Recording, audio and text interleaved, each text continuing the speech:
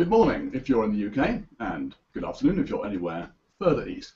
My name's Don Taylor, I'm from the Learning and Skills Group, and we're here to discuss the future of e-learning with me, Don Taylor. And I'm Matthew Underwood from Net Dimensions. And I'm Matt Wicks, CTO of the DreamTech Group. DreamTech DreamTech make possible the webinars that the Learning and Skills Group puts on, and of course this event today is brought to you thanks to the underwriting of Net Dimensions. So delighted to be with you discussing the future of e-learning. I'm going to speak for 10 to 15 minutes, and so will the two Matts, and then we'll be dealing with questions. If any questions that pop up during the course of our talking that you're particularly keen to have answered or which seem very important, then we'll answer them on the spot. Otherwise, we'll leave them to the end. All right, well, I'd like to start off with my 15 minutes talking about the future of e-learning, and in particular look at where we've got to and where we're going. I'd like to look at, well, how did we get here in the first place? 20 years ago, when I started off in this game of learning and development, actually I started more than that, but 20 years ago, I would be doing a course as a trainer on Excel. That's where I started off my trade. And I would have been driving across London to set up a lab of probably 8 people by putting a floppy disk into one of 8 machines, each of 8 machines, to put the example files in place, and then spend a day's training on Excel 3. That's how long ago this was. And that was a viable way of getting information into people's heads. Then I would finally, at the end of the day, collect the happy sheets. I would also collect up my acetates from my overhead projector. That just seems impossible. And then I'd get in the car and I'd drive back to base. Now, some of these things are just ridiculous. The OHP we don't use anymore. The happy sheets are still in existence. The course itself is still in existence, but not in that format anymore. There are very few day-long courses being given for Excel these days. What's changed and where are we going in the future? Well, we're living now in a world where so much is very different. It's not just in the world of learning. I want to take a look at the bigger picture for a second to get an idea of the big forces that are changing where we are, because that's going to tell us where we're heading. Firstly, technology obviously is different. We've moved from a world where the classroom or the book was where you went to get information to where we have access to almost the sum total of human knowledge through a tool in our pocket, our mobile phone. Over 95% of everything that's ever been said we can get hold of through a little tool in our pocket. The economy is entirely different. When I was growing up in the 70s, it was an industrial economy. We're in a post-industrial economy now, and now 80% of a firm's value typically is intangible. Organizations are changing the way they structure themselves. By 2020, Deloitte reckon over half the people an organization depends on won't work for that organization. They'll be in joint ventures, they'll be freelancers, they'll be associated in some way with the organization, but they won't be on the payroll. That's going to affect our future quite significantly. And finally, the way we work has changed. We have the growth of freelancers. We've got people not doing what my brothers did, which is leave university, go straight to a job and be there for your entire working life, but typically changing job every 2 to 3 years. And the speed of everything has changed. The Standard & Poor's 500 used to be a steady list. Back in 1958, which is even before I was born, we had an average tenure on the top 500 of 61 years. Now it's closer to 12 years. If you get to the top, you have to work harder just to stay there. And that affects what we do in learning. We're in a position now where we don't really know where people are. We don't know necessarily who they work for, but we do know they're less loyal to their jobs, more likely to move on soon, and in this world where intangibles are so important, knowledge is vital for what they do. So against that background, this fast-moving economy where knowledge is vital, surely e-learning has a fantastic future. Actually, I'm not sure it does. I'm not sure e-learning has any future at all. When I say e-learning, I'm talking about what I'd call traditional view of e-learning from 1999, the idea that you take a course and you make a page-turning piece of e-learning out of it. Don't get me wrong, there's still space for courses. There's still space for courses online or face-to-face.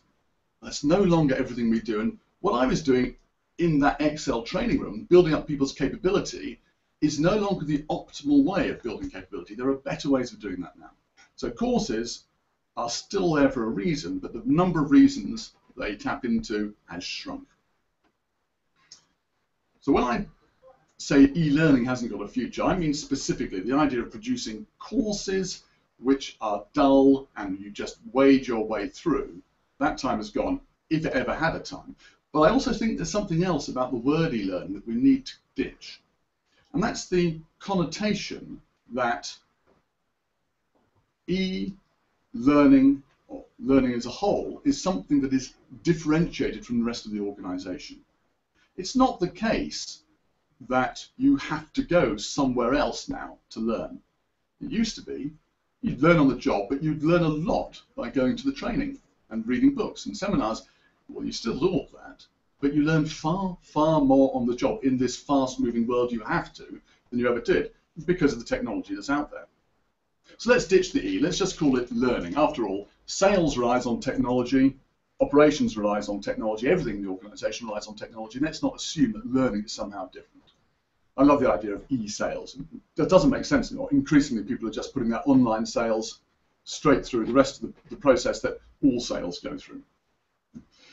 Now, is there a role for learning and development in this different future? Well, that's a good question, and perhaps we'll deal with that in the Q&A. There's certainly a role for learning in the future. All right, so having prevaricated for 7 minutes talking about where we are and how we got here, let's talk about what the future holds.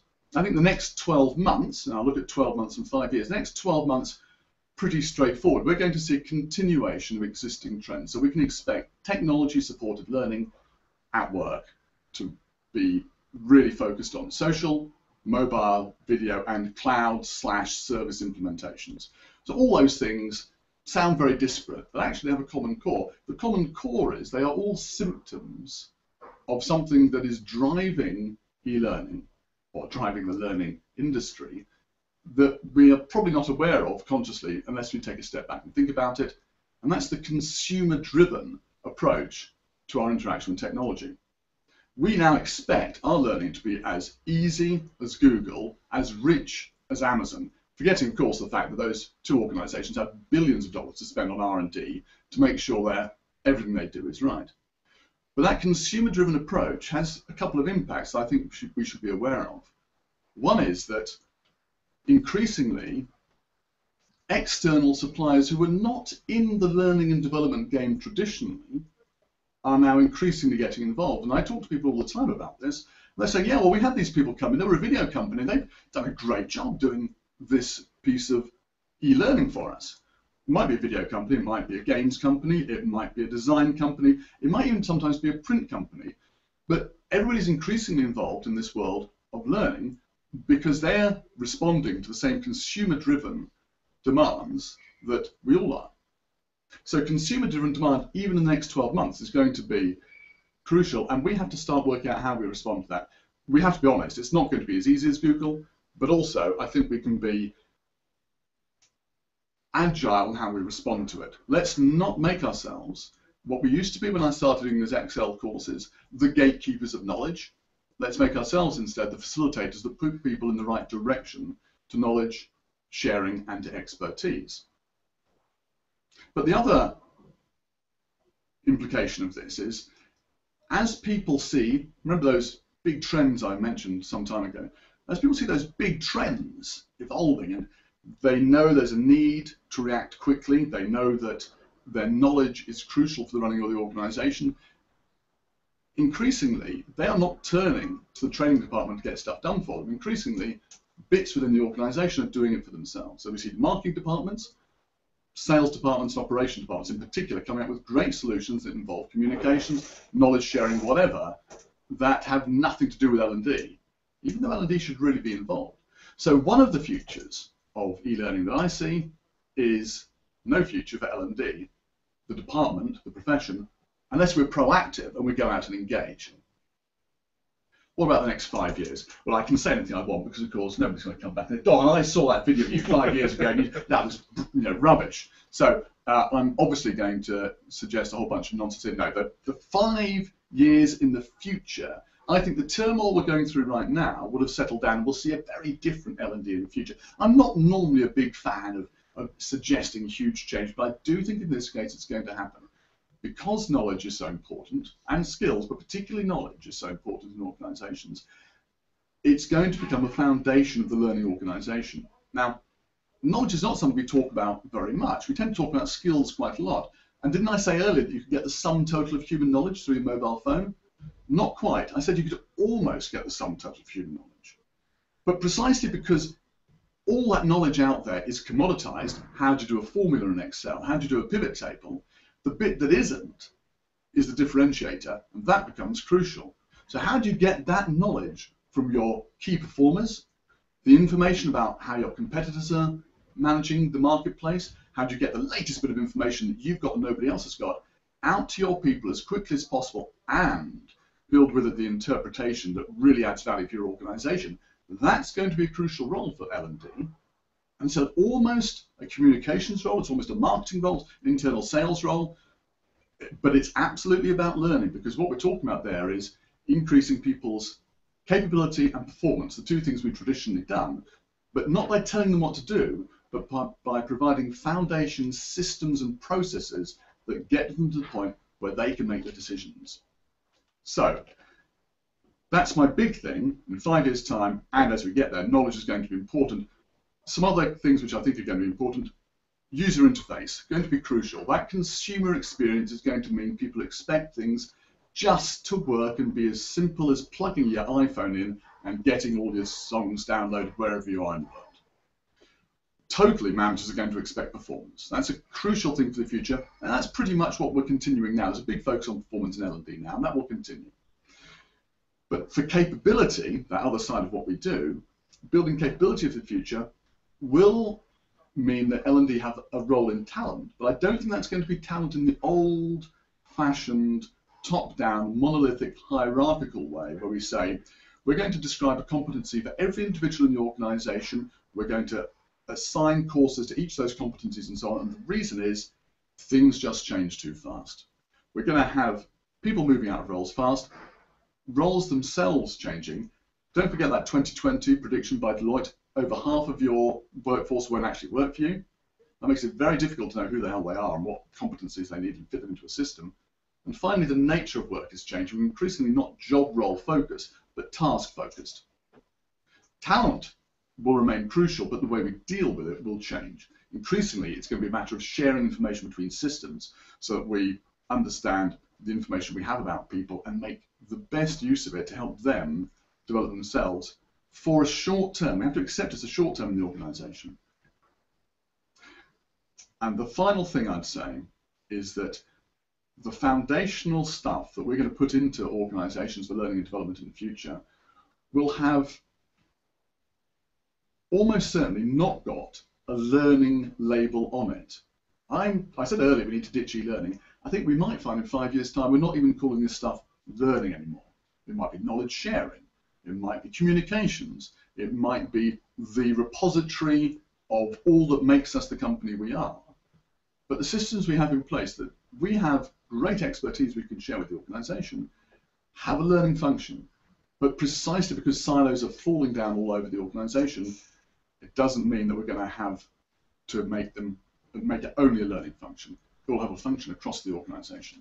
So my prediction for the future: learning has a great future in the organization as something we do with the systems and the foundations we put in place to support capability and performance.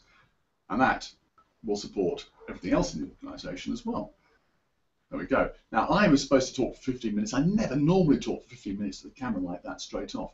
I now know how bored my wife must feel at dinner when I say, she said, how's your day, dear? And I talk for 15 minutes non-stop.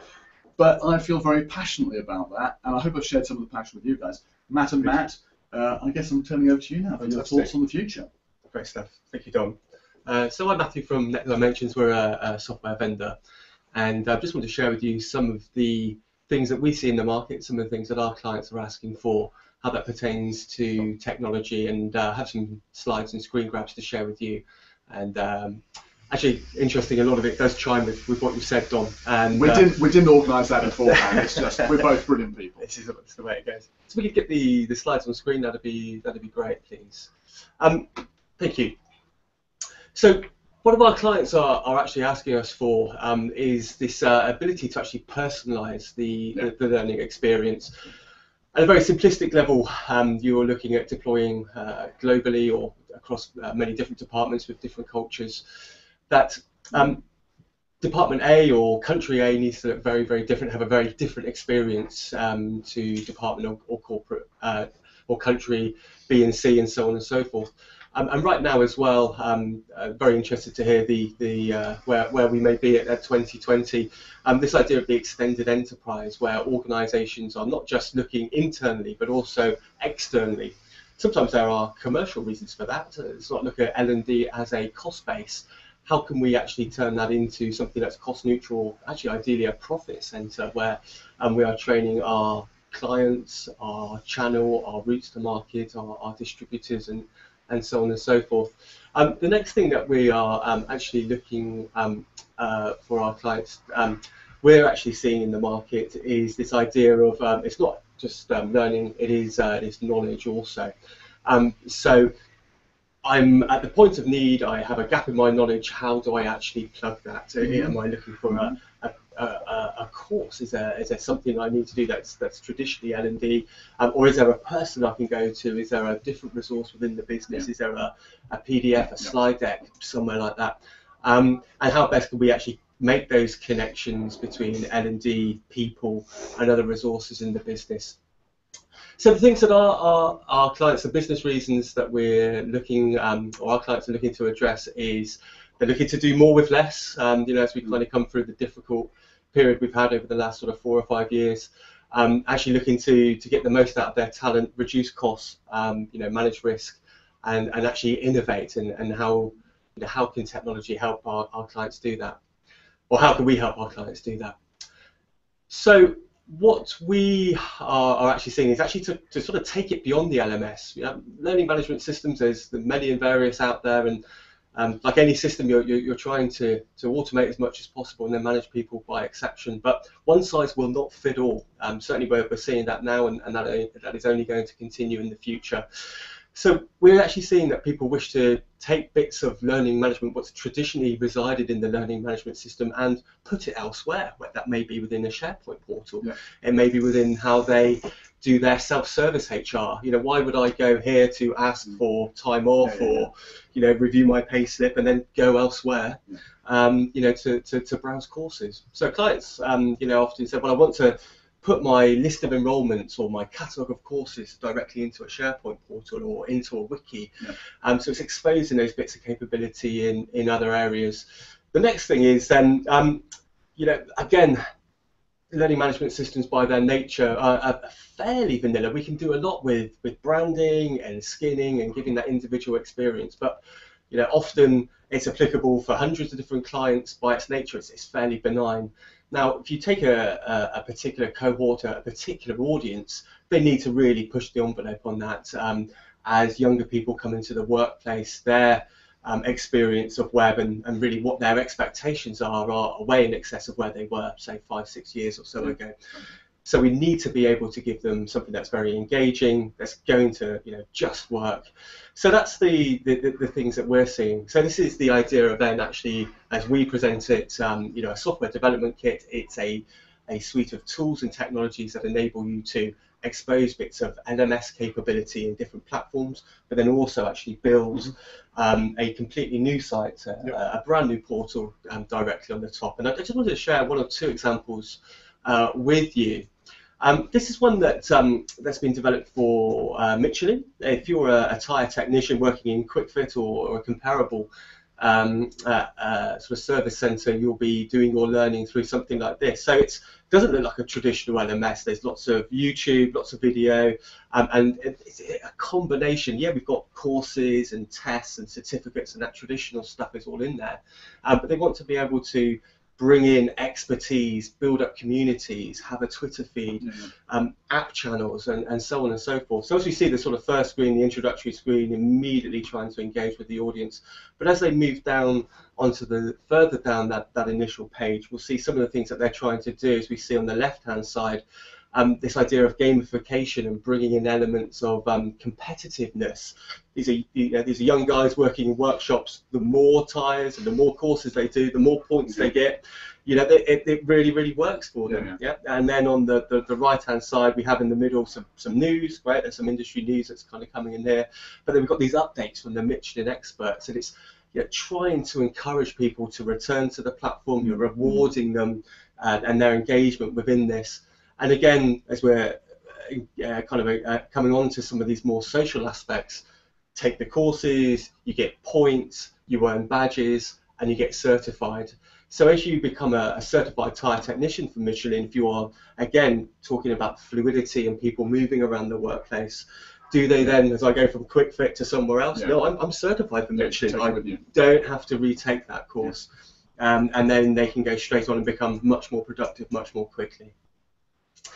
So that's one thing we're seeing, certainly on the end user side, how we want to actually present learning and actually change the LMS experience. Portals and actually putting the LMS capability where where people go, be that self-service portals, wikis, SharePoint portals, so on and so forth. The next big thing, as ever, has been for a number of years, but mobile learning, we are actually seeing sort of great traction here as far as this goes. Sorry, just before we go on to mobile, the other area that we're actually seeing is around sort of e-commerce and how organizations now are having some courses, some capability. They have vast amounts of subject matter expertise and IP within their organizations, and how can then that be leveraged and then actually take to market. So again, within our SDK, we have this idea of being able to create shop windows so people can service their clients, be that an open shop window or having sort of one-off engagement. So can we check this out on a credit card? Can I buy a balance of tokens and draw that down?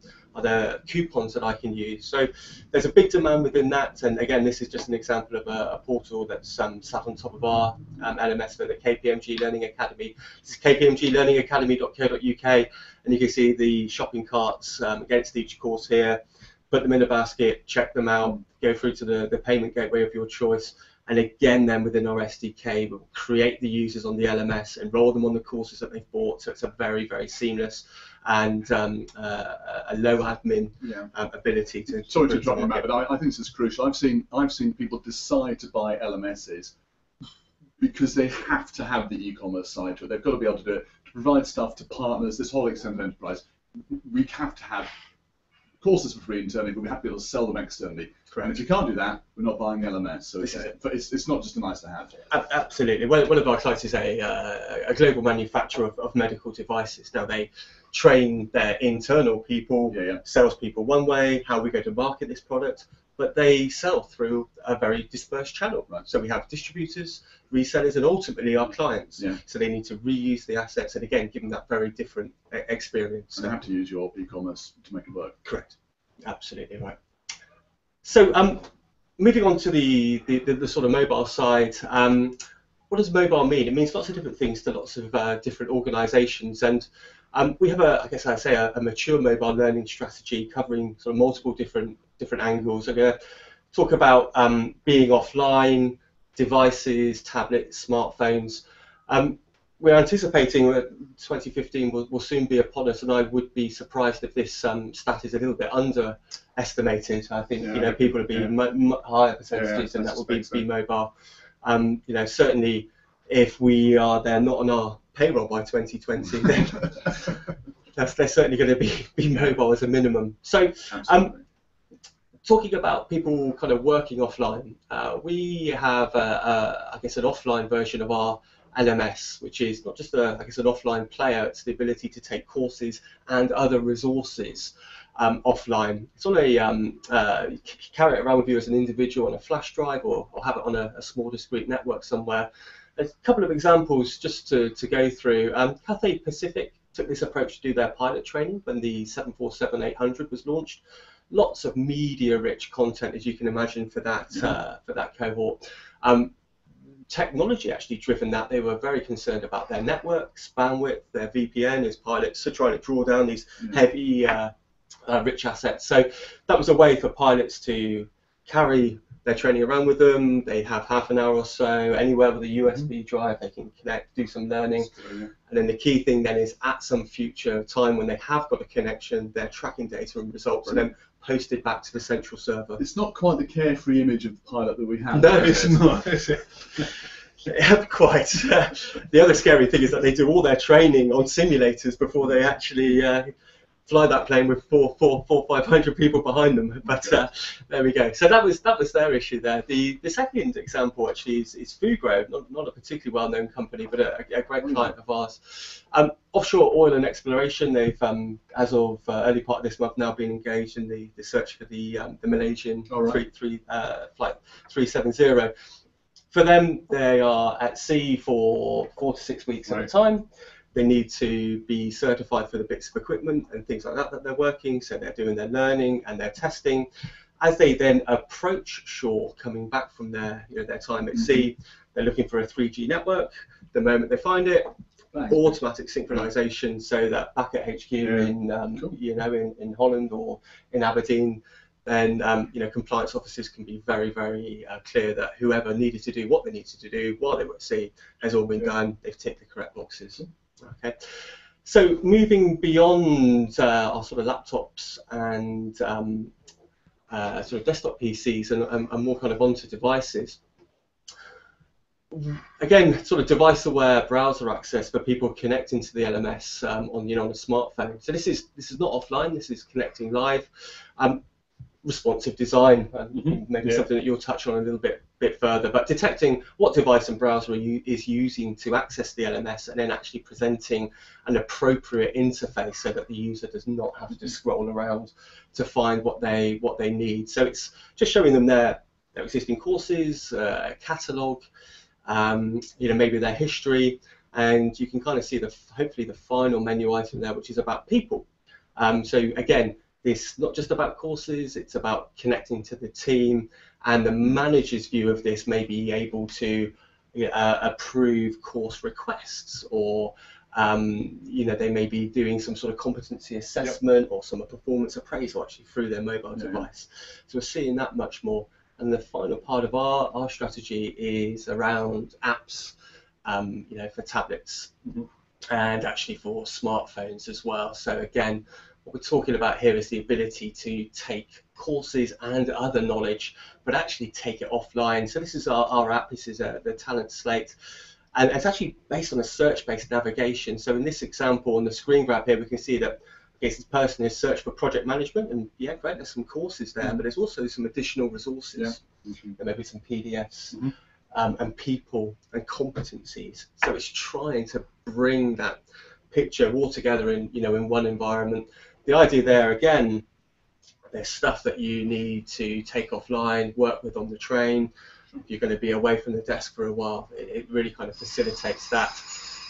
Throws up a question that always comes up there, which is obviously around security. So the ability to support encryption and for content and other resources to just time out and auto delete if someone doesn't reconnect to a central server at any given point is quite important. So that's about 15 minutes on the dot. 15 minutes. And if everyone's worried what the noises outside, they're just, because we're doing some video, we're digging up the road outside, I'm sure that the technical side of it is more than capable of dealing with that. We have some great questions coming through. I think we'll deal with the questions at the end, but for now, let's get Matt. Yes, brilliant. Well, thank you very much, Matt. Thank you, Don. So basically, my role as CTO of DreamTech is a very interesting one, because the DreamTech group works across a number of different areas. We work across learning, specifically creating content, we work across software development, and we work across video, and we work across mobile. So we get to see and meet a lot of people who have a variety of different needs and a variety of different situations. But at the same time, there is a through line through all of these different clients when they're coming to us with these various different needs, and actually it reflects very closely what both of you guys were saying in terms of where e-learning is going in the future, and in terms of where we are at the moment. So the theme I'd like to talk about really is aggregation, an aggregation of content, an aggregation of people into an environment. So I have two boys, and they're very, very different. And when I look at the way that they deal with their learning themselves, it's actually quite an interesting reflection. My oldest son is much more into coding and science and things like that. And so when he wants to learn something new, he'll do what you would expect kids of that age to do. He'll go online and he'll find a site, Code Academy, where he can learn some new things. It may be that he'll pick up a magazine and look at it and read it.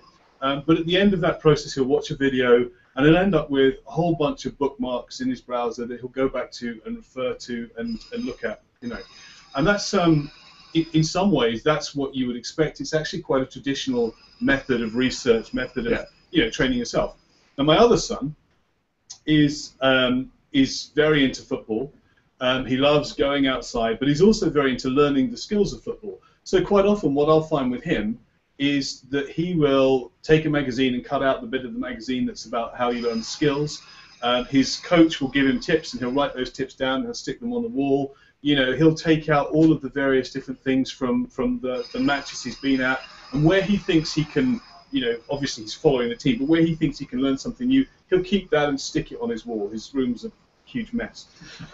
But the principle behind what they're both doing is exactly the same. They're both collecting information and processing that information that works for them. And I think, you know, you see that a lot in enterprise nowadays as well, as you guys were saying. You know, the way that people collect information, it's not as directed as it used to be. It's becoming much more about people discovering things, or perhaps it's more accurate to say it's about people trying to discover things. You know, I think that there is an interesting point that we are at the moment with a lot of learning is still quite directed, and I think a lot of learning and people are trying to get to the point where they can find their own learning, as it were, and find their own solutions as well. So I think that's a lot about where we're going. There's an organisation called the School in the Cloud, and this organisation was set up in India a couple of years ago, and the idea behind it is that has two different sides behind it. One of which is that people from English-speaking countries connect over Skype to children in schools, in deprived schools in India and Colombia, and have English conversations with them. But the actual origins of this were with the gentleman who started up the organization wanted children to be able to have access to the internet and have unguided or small little guided ways of finding out and researching information, and then again aggregating that information. So they'd be asked a big question at the beginning of the session: why is the sky blue, for example? And they'd then be set off, and by doing that process, they would then find out the answer to the question. But in the process, they'd also learn some language elements from it as well. Now, I think it's quite a controversial process because there are lots of pros to doing it that way, and also, you know, a number of cons to doing it that way. And that's slightly outside the remit of our discussion here. It could take a whole other session. But what I think is interesting is, again, it's the same thing. It's about this notion of collecting and collating information and ordering it for yourself in a way that helps you achieve your task. Going back to what you were saying, that task-based based learning. I think it's interesting to see how technology has stepped in for the last few years to be able to help people achieve this, and how it's now becoming almost to the point where the technology is now invisible. It's people doing what they always did before. Many years ago, before I was involved in software, I used to be a teacher, and one of the things I did as a teacher is I wrote a book about task-based learning. And at that time, there weren't really a lot of computers being used. It's all about physically going around, finding the tools, building the thing, meeting the task. And I think what I see now is that we've gone through a process where the technology has in some ways become more important than the task that we've been doing. And nowadays we're at the point where the technology is actually, as I say, becoming invisible and allowing us to do the same things as we've always done, but within the confines of new tools. So if we went back even to, you know, the first caveman, for example, discovering fire, probably there were 4 or 5 cave people discovering fire, but at some point, rather than making that discovery individually, that information would then be passed on through the group. And I think it's the same thing here. Many of the projects that we're involved in at DreamTech actually are quite interesting fire-making projects in some ways. So we would take, for example, working with NetDimensions, creating a portal, as Matt's shown you, which would allow users to access the content on the move, would allow them to access learning competencies as and when they need them, to discover those competencies as well, to discover, if for example we have a scenario where we have 50% of the workforce who are not employed by the organization, how do they discover that content? Well, the portals and the application, the apps that we've been developing allow you to do that. But equally, on top of that, and in a way much more important than that, and aligned with what Don was saying there, is the fact that within that portal space, within that single unified interface, which is lovely to look at, very simple to use, you also have access to everything else that makes your daily life function. You have access to all the HR requirements. You have access to all of the events that you're entitled to go to. You have access to regionalized information. You have access to language-specific information. You have access to actually some funny content that makes you want to look at it from a day-to-day perspective. You have access to things that are being shared across the social network, either a corporate social network or a larger social network such as Google and Facebook. Because fundamentally, Google and Facebook are just aggregating your friends or the world. And that also goes the other way as well, I think. I mean, one of the things that I think is quite interesting is when learning breaks out of being simply within the single environment, and it's then being shared as people naturally would amongst their social network, whether that's simply, going back to the analogy of passing the story of fire along, but it's also from the social network, it's basically the same process. It's passing on how to do something within that corporate or broader social network as well. And this in turn feeds back. I mean, one of the interesting things as well is, and obviously within certain corporate environments this is not always possible, one of the most interesting things we've been involved in is feeding stuff back so that you have your portal which pushes out information to the broader group of people, but you also have the ability to bring that information back in through widgets that are linked to your Google+, your Facebook, your Twitter, your YouTube channel, and so on. And also this, I mean, even sitting us here, the three of us sitting here having these conversations, we can see people beginning to put in lots of really good questions. Yeah. This is part of that process and part of that engagement, and it'll be put online after the event, and people will be able to interact with it. And as we move forward, I mean, one of the things that we're working on a lot at the moment is interactive video, where you're not simply asking questions, but you have a choice when you're viewing a video about the most appropriate thing. I mean, let's take a simple example. If I'm at my portal and I've got a task that I want to do, let's say I've got to fix my iPad or something like that, and I don't know how to do it, obviously in a more traditional environment, I may well be able to click and watch a video, and when I click and watch that video, that's great, I'd be able to watch it. But what happens if the video is not showing me exactly what I want it to show me? Perhaps it's filmed from the top. What if there was a way that I could then click and see from the side or the bottom and so on? Yeah. So it becomes much more useful. And then on top of that, if there's something in that video that's wrong that I want to comment on, or something particularly useful I want to follow up, to be able to comment that and feed that back into the environment that you're working on, which is kind of exactly what Don was saying. It's about being able to take the content, being able to distribute it, personalize it, make it work. But keeping on top of that, of course, the difference between my sons doing their own learning and the corporate environment is the fact that you need a strong and robust mechanism behind it to be able to track and train and also, of course, it's entirely voluntary what they're doing. But in the work environment, you don't know what you don't know, and there'll be some things that the environment requires you do know for the job as well. Absolutely, absolutely. But I think also though the discovery, maybe the difference in terms of one of the differences in terms of now versus the 1990s is that things can be a lot more contextualized and particulate.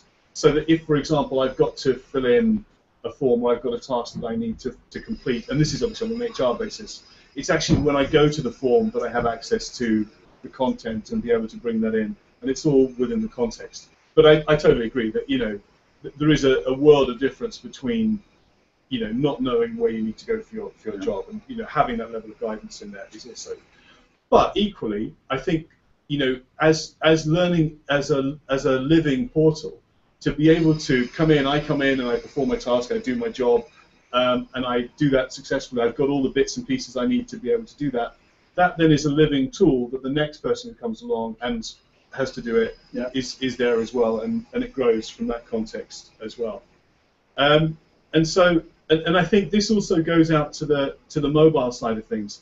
You know, I think that mobile is incredibly important in terms of what people do and how that feeds into their learning. But it's almost true to say that mobile as a concept isn't important, because everything is a given. Exactly right. You know, and I think that, you know, that's probably the point we are at the moment.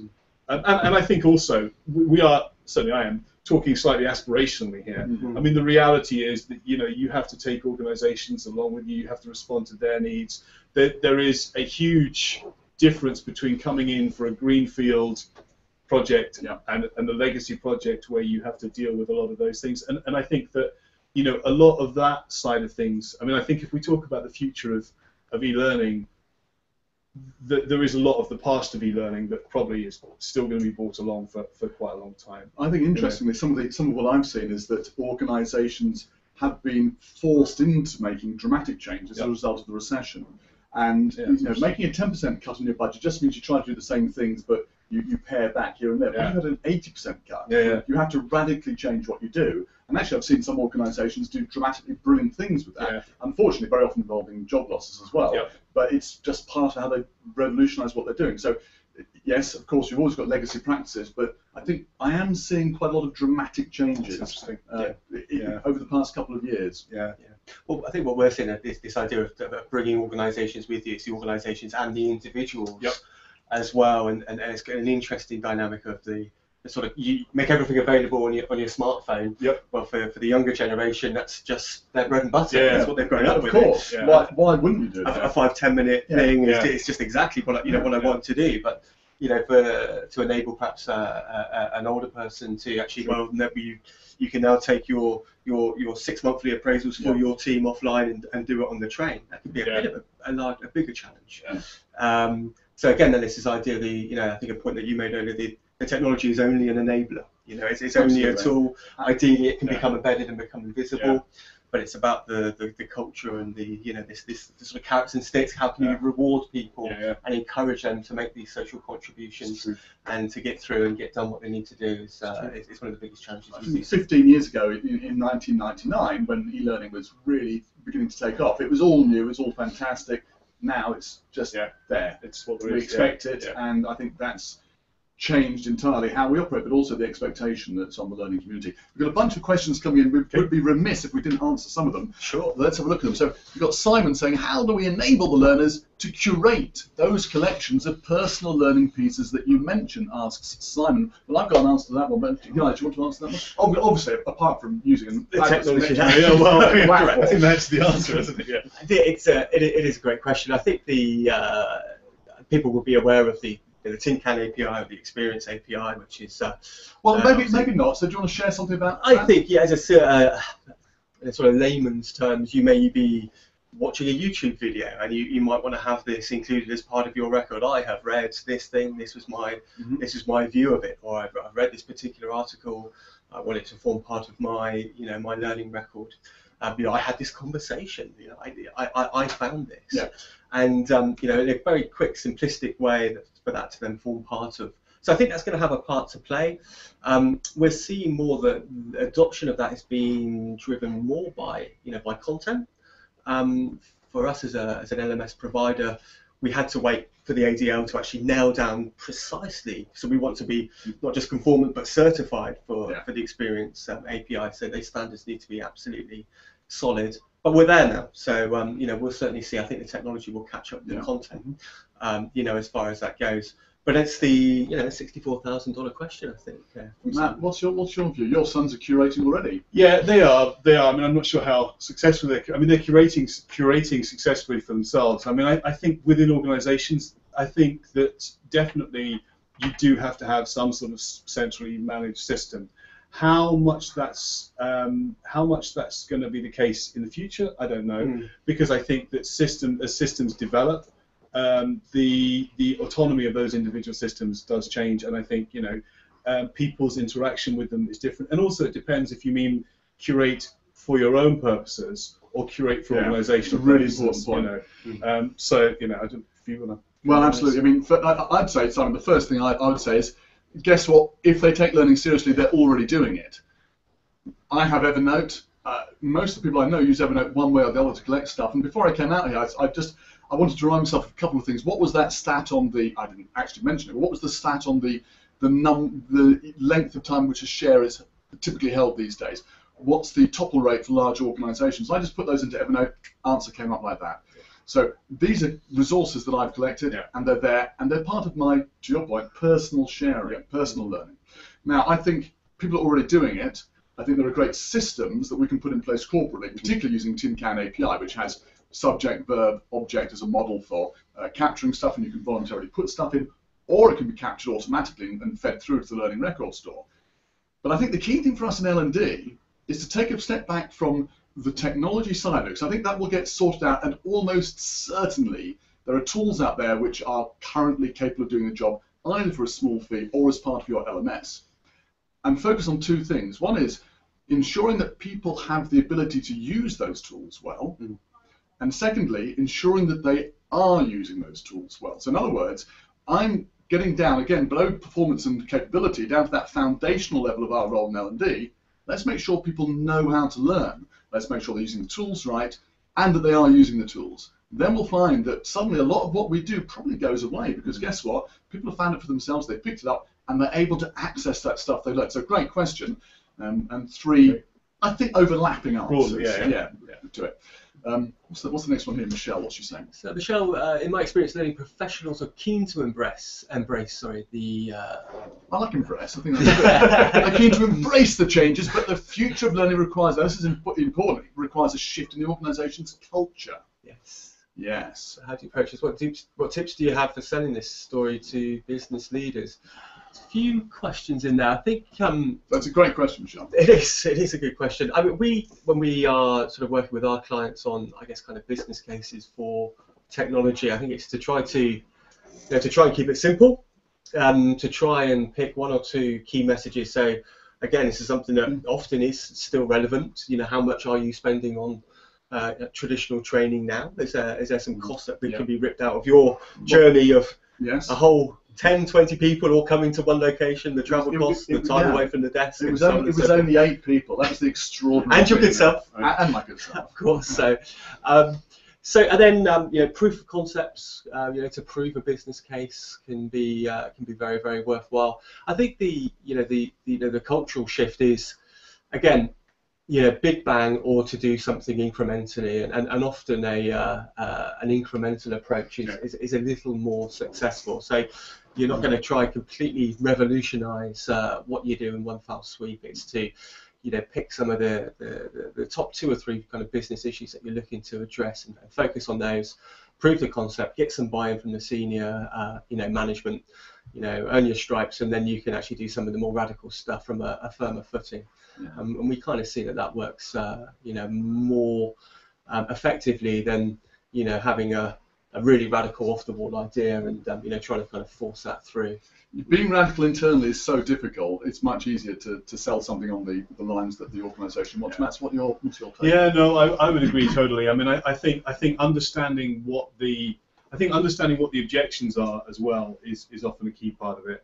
Because quite often, in our experience, the objections aren't actually necessarily objections to the technology or objection to the changes in the way of working. They tend to be, they can be broader objections to or anxiety based on something that's happened in the past that needs to be set at rest. But certainly I would agree. I think being able to show success in small and achievable chunks, I think is key to being able to well, it's key to a successful project, quite apart from key to successfully selling stuff. And Mark Ehlert of the Department of Defence Acquisition University in the States has a great phrase for that: start small, think big, move fast.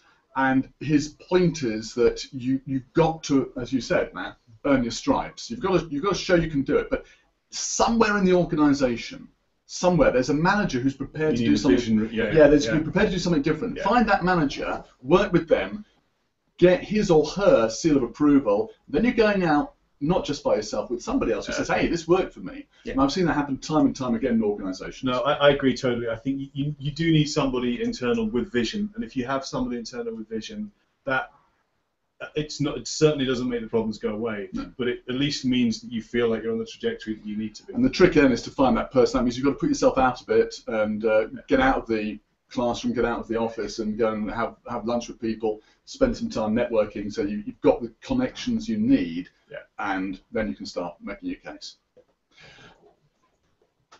Vicky Rosa. I think the main fear in organisations is that if someone internally doesn't do the curation, people might pick up practices or knowledges that are not in agreement with the company's policy.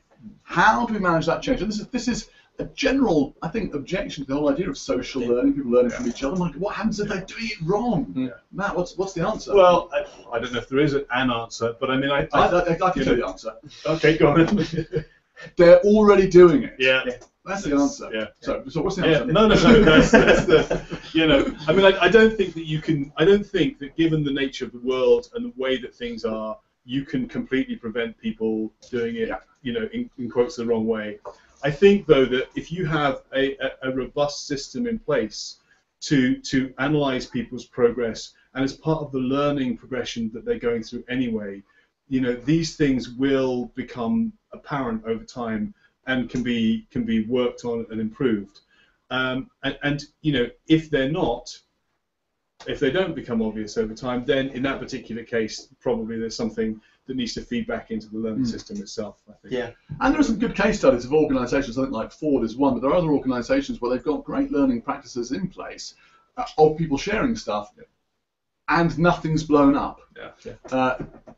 There's lots of evidence that providing a community is not anonymous, people are very unlikely, and I remember this from some friends working in Microsoft back in the 1990s where they were sharing stuff. If you've got a non-anonymous community, people are very unlikely to put their head above the parapet and share something they're not at all sure about. So it's likely stuff will go up there that's right, and if it's not, people are pretty quick on shooting it down. And also, people like to be competitive in general. I mean, and people like to be able to show their knowledge, and so there's a kind of intrinsic reward for getting it right and sharing the right information. So we find internally we run a comprehensive wiki both internally and for our customers and actually for our channel as well. And all of the things you've actually said are absolutely hit the nail on the head. It's happening already. You can pick up the phone or you can have an informal conversation, but it becomes somewhat self-policing. That I think the biggest challenge we have, and certainly where things are moving fairly fast-paced, is stuff can get out of date. And therefore it can become incorrect just because the release of software has moved on.